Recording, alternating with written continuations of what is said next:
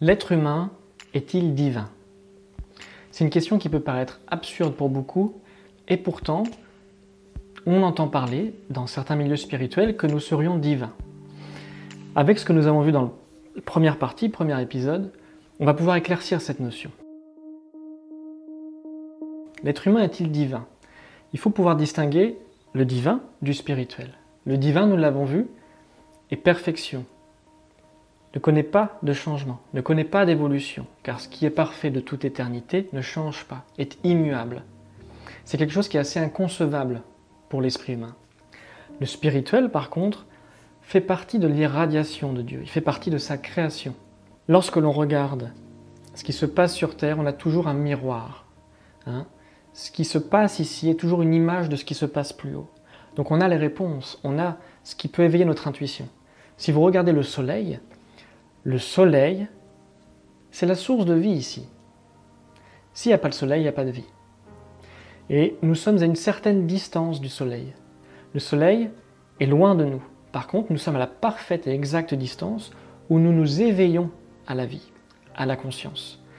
Si on cherche à se rapprocher de la source, on finit par se brûler les ailes comme Icare. On se dissolverait dans la lumière.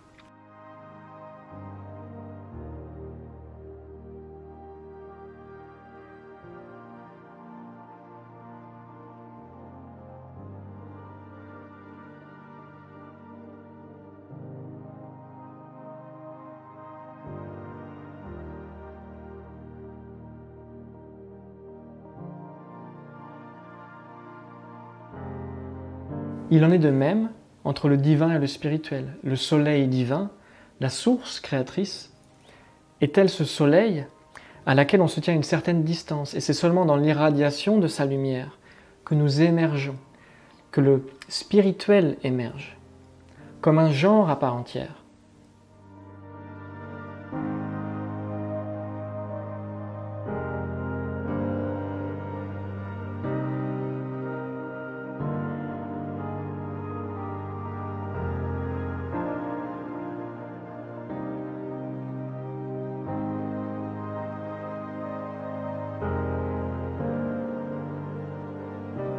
On ne peut pas monter plus haut que notre point d'origine.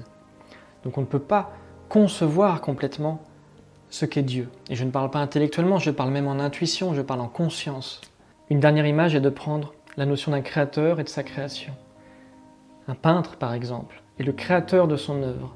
Dans son œuvre, on va pouvoir ressentir toute la vibration de son peintre, ses intentions, toute la beauté de ce qu'il a engendré à travers cette œuvre. Mais l'auteur, le créateur, se tient bien en dehors de l'œuvre. Et un peintre qui dresserait son propre portrait, cette image ne reste qu'une image. Et même si je la contemple, même si j'en vis l'expérience, l'image n'est pas le créateur lui-même, mais juste son image. Ainsi, tout ce qui est créé ne peut être au mieux qu'à l'image de Dieu. Le créateur n'a pas besoin de son œuvre pour être, pour demeurer, mais la création a besoin du créateur. C'est là une différence fondamentale. Nous ne saurions exister sans le créateur n'a pas besoin du spirituel dans l'absolu. L'être humain est-il divin? Nous avons la réponse non. L'être humain est spirituel. Il n'est pas divin parce qu'il n'est pas créateur déjà. L'être humain ne fait que former, mettre en mouvement des énergies existantes, des énergies qui ont été créées. À nouveau, quand je dis l'être humain, je ne parle pas que de l'être incarné, mais l'être humain dans l'absolu, lorsqu'il est une âme en voyage, mais également l'être humain dans son essence spirituelle, dans son essence impérissable, qui est l'esprit. Tout ce qui est dans la création ne fait que former et mettre en mouvement des vibrations, des énergies déjà créées par le divin. Donc l'être humain n'est pas divin, loin de là. Nous sommes d'essence spirituelle, qui est un genre bien particulier, issu de l'irradiation du divin.